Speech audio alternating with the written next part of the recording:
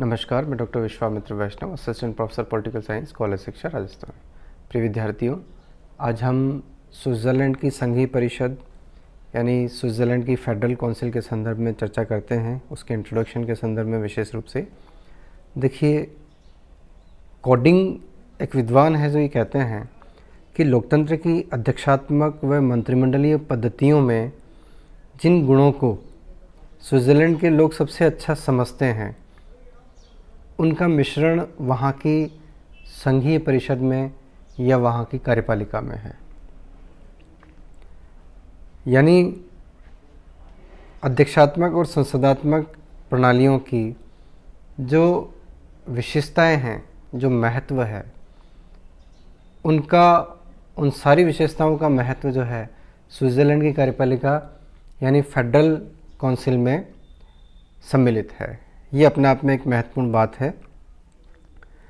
देखिए, जब हम बात संसदीय और अध्यक्षीय कार्यपालिका का करते हैं तो हम ये जानते हैं कि ब्रिटेन में संसदीय शासन प्रणाली है और वहाँ पर कार्यपालिका में एक नाममात्र का और एक वास्तविक प्रधान होता है और दोनों अलग अलग होते हैं। और वहाँ पर कार्यपालिका और व्यवस्थापिका दोनों का एक समन्वय होता है। कार्यपालिका व्यवस्थापिका में से ही निकल कर आती है। दूसरी तरफ जब हम अध्यक्षीय शासन व्यवस्था की बात करते हैं तो वहाँ पर कार्यपालिका और व्यवस्थापिका में कोई संबंध नहीं होता है। यानी वहाँ का जो कार्यपालिका का जो हेड होता है, जैसे अमेरिका में राष्ट्रपति है, जो मुख्य कार्यपालक होता है, वो एक ही होता है। वहाँ नाममात्र और वास्तविक दो तरह के कार्यपालक नहीं होते हैं। और सिद्धांततः वहाँ सेपरेशन ऑफ पावर्स होते हैं, शक्तियों का पृथक्करण सिद्धांत लागू होता है और नियंत्रण और संतुलन के माध्यम से वो व्यवस्था चलती है, चेक एंड बैलेंस थ्योरी से। लेकिन वहाँ पर जो कार्यपालिका है वो व्यवस्थापिका से स्वतंत्र होती है और संसदीय व्यवस्था में कार्यपालिका व्यवस्थापिका से स्वतंत्र नहीं होती है। ये एक मुख्य विशेषता है। यानी कार्यपालिका का व्यवस्थापिका के प्रति जिम्मेदार होना, व्यवस्थापिका के प्रति जवाबदेह होना, ये संसदीय व्यवस्था की विशेषता होती है। और अध्यक्षीय व्यवस्था में क्योंकि कार्यपालिका का चुनाव अलग से होता है, व्यवस्थापिका से उसका कोई संबंध नहीं होता है, इसलिए वो अपने आप में थोड़ी सी स्वतंत्र होती है comparatively parliamentary system of government से।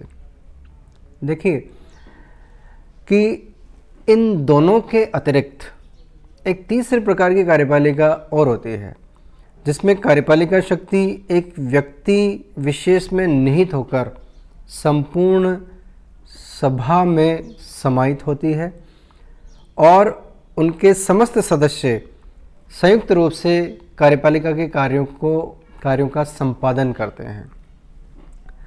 देखिए, सिद्धांततः तो ऐसी संस्था व्यवस्थापिका का ही पार्ट होती है, क्योंकि व्यवस्थापिका के दोनों सदनों में से ही इस संस्था के सदस्यों का चुनाव होता है। वस्तुतः कार्यपालिका का इससे पृथक अस्तित्व नहीं होता है,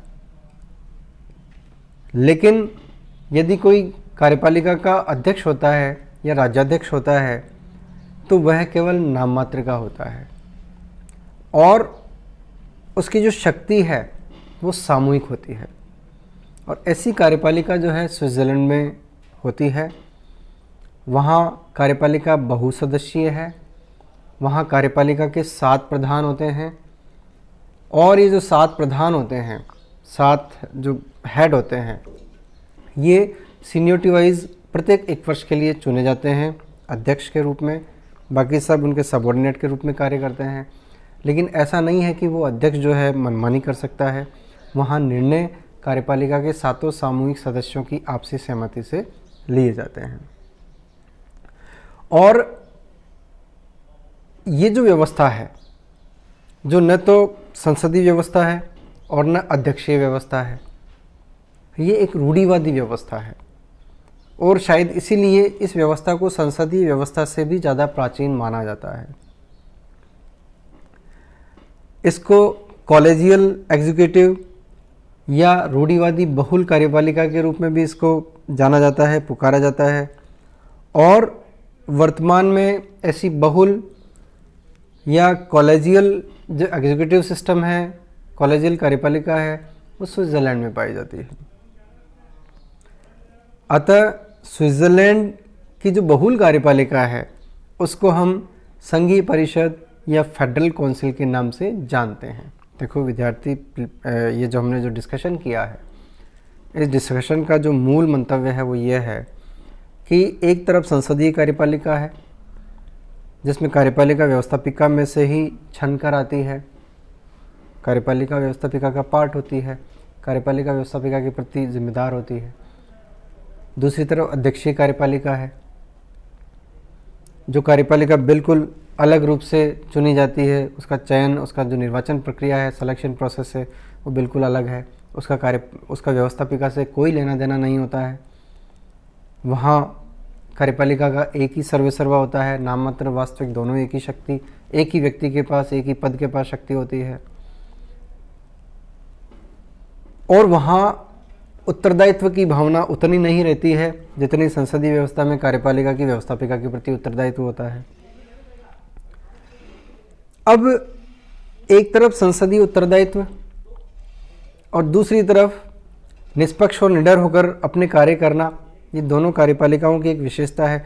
और दोनों विशेषताएं स्विट्ज़रलैंड की इस फेडरल काउंसिल या संघीय परिषद में पाई जाती है। और इसकी जो ये अद्भुत विशेषताएं हैं, यानी देखिए संसदीय उत्तरदायित्व और संसदीय उत्तरदायित्व और अध्यक्षीय स्थायित्व, दोनों विशेषताएं स्विट्ज़रलैंड की इस फेडरल असेंबली में इस फेडरल काउंसिल में पाई जाती है। लॉर्ड ब्रॉइस इसके संदर्भ में कहते हैं कि किसी अन्य देश में कार्यपालिका शक्ति एक व्यक्ति के स्थान पर एक परिषद में निहित नहीं की गई है। किसी भी स्वतंत्र देश की कार्यपालिका को दलगत राजनीति से इतना दूर नहीं रखा गया है जितना कि स्विट्ज़रलैंड की संघीय परिषद को। यह परिषद ब्रिटिश मंत्रिमंडल की तरह मंत्री परिषद नहीं है, क्योंकि यह विधानमंडल का नेतृत्व नहीं करती और न उसके द्वारा अपदस्थ की जा सकती है।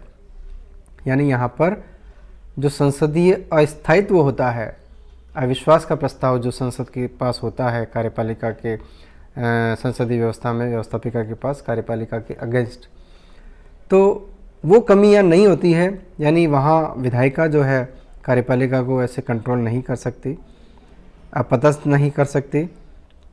साथ ही यह अमेरिका तथा उसका अनुसरण करने वाले अन्य अध्यक्षीय शासनों के समान विधानमंडल से स्वतंत्र भी नहीं है।